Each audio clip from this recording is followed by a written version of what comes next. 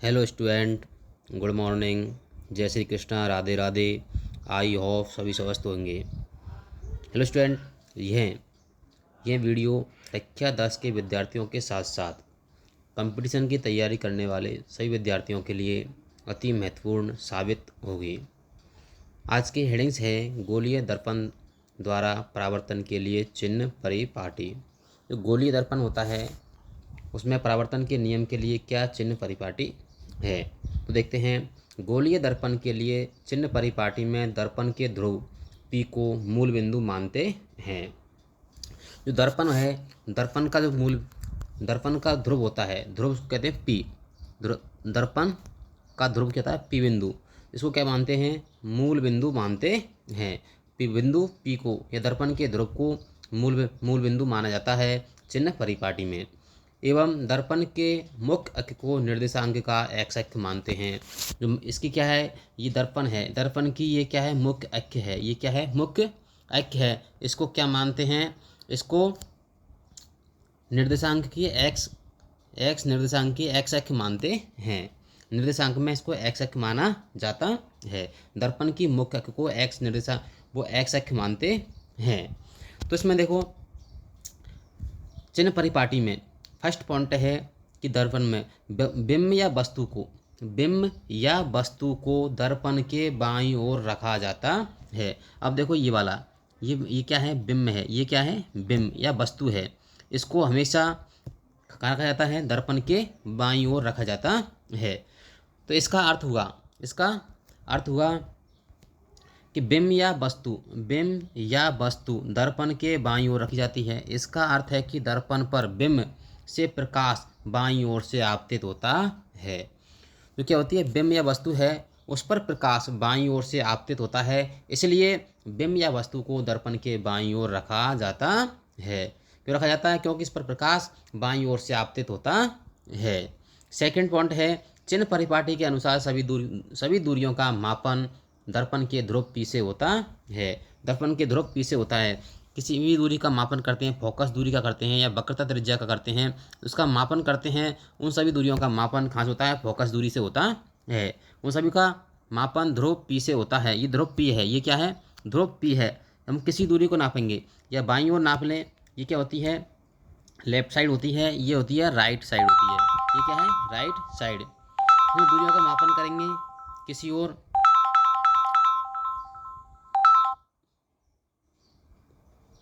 इसमें दूरियों का मापन किसी और करते हैं, बाईं ओर करते हैं।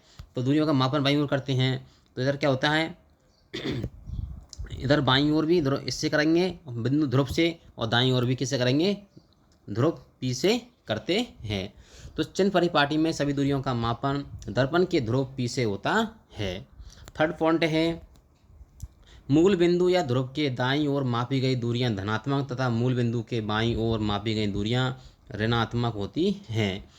तो जो दूरियां दाईं ओर मापी जाती हैं वे धनात्मक कहलाती हैं, और बाईं ओर मापी जाती हैं वे ऋणात्मक होती हैं। तो देखो चित्र में देखते हैं, ये दर्पण का ध्रुव P है। ये दर्पण का ध्रुव क्या है, P है। जो इसकी जो बाईं ओर मापने वाली दूरियां होती हैं, ये है लेफ्ट साइड। ये क्या है, लेफ्ट साइड है, ये है लेफ्ट साइड। तो इस साइड पर जो दूरियां नापेंगे वे सभी दूरियां क्या होंगी, ऋणात्मक होंगी। यह साइड की सभी दूरियां क्या होंगी, ऋणात्मक होंगी। ये है लेफ्ट साइड में जो दूरियां मापी जाएंगी, या फोकस दूरी या वक्रता त्रिज्या, सभी दूरियां किस में होंगी, ऋणात्मक होंगी, माइनस में होंगी। यदि ये है लेफ्ट साइड, राइट साइड है, इस तरफ की जो दूरियां होंगी, ये फोकस दूरी हो या वक्रता त्रिज्या हो, किसी भी हो, किसी प्रकार की दूरी हो, वो सभी क्या होंगी, सभी दूरियां धनात्मक होंगी। नेक्स्ट पॉइंट क्या है, देखो, मुख्य अक्ष के लंबवत या ऊपर की ओर मापी जाने वाली दूरियां धनात्मक होती हैं। और पांचवा पॉइंट है, मुख्य अक्ष के लंबवत नीचे की ओर मापी जाने वाली दूरियां ऋणात्मक होती हैं बाई अक्ष के अनुदेश। तो देखो चित्र में देखते हैं, जैसे देखो चित्र में दिखाया गया है,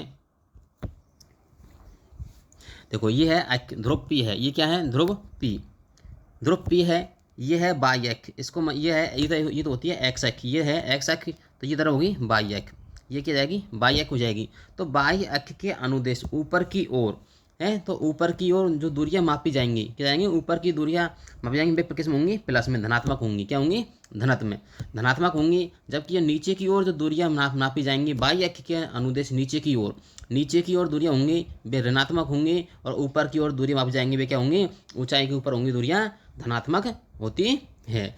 ये हो गई गोलीय दर्पण के लिए चिन्ह परिपाटी। नेक्स्ट पॉइंट है चिन्ह परिपाटी हो गई, 5 पॉइंट हैं चिन्ह परिपाटी के अंदर। नेक्स्ट आता है पॉइंट गोलीय दर्पण के लिए दर्पण सूत्र या दर्पण समीकरण। गोलीय दर्पण के लिए हमको दर्पण सूत्र या दर्पण समीकरण ज्ञात करनी है। तो इसका दर्पण समीकरण या दर्पण सूत्र क्या होता है, 1/u plus 1/u 1 plus b plus 1/b plus 1/u बराबर 1/f। ये क्या है, दर्पण सूत्र या इसे दर्पण समीकरण कहते हैं। इसमें b का मान b के बराबर क्या होता है, प्रतिबिंब की दूरी। b क्या होती है, प्रतिबिंब की दूरी है, ये b क्या है, प्रतिबिंब की दूरी, u बिंब की दूरी होती है, u क्या है, बिंब की दूरी, और f दर्पण की फोकस दूरी होती है। तो इसमें b को प्रतिबिंब की दूरी मानते हैं, u को बिंब की दूरी मानते हैं, और f को फोकस दूरी। क्या दर्पण की फोकस दूरी कितनी है। ये गोलीय दर्पण के लिए क्या हुआ, दर्पण सूत्र 1/b प्लस 1/u बराबर 1/f। हमेशा ये चीज़ नोट करनी है कि उत्तल दर्पण के लिए फोकस दूरी क्या होती है, धनात्मक होती है। फोकस मतलब प्लस में होगी हमेशा, जबकि अवतल दर्पण के लिए फोकस दूरी क्या होगी, ऋणात्मक या माइनस होगी। ये हो गया दर्पण गोलीय दर्पण के लिए दर्पण सूत्र या दर्पण समीकरण। ये समीकरण है ये वाली, ये हमको नोट करनी है। इसमें b का मान, जो b का मान होगा वो प्रतिबिंब की दूरी होगी, u का मान बिंब की दूरी होगी, f फोकस दूरी होगी। और उत्तल दर्पण के लिए फोकस दूरी धनात्मक होती है, अवतल दर्पण के लिए फोकस दूरी ऋणात्मक होती है। नेक्स्ट पॉइंट आता है गोलीय दर्पण के लिए आवर्धन क्षमता। गोलीय दर्पण के लिए आवर्धन क्षमता, मैग्नेटिक पावर।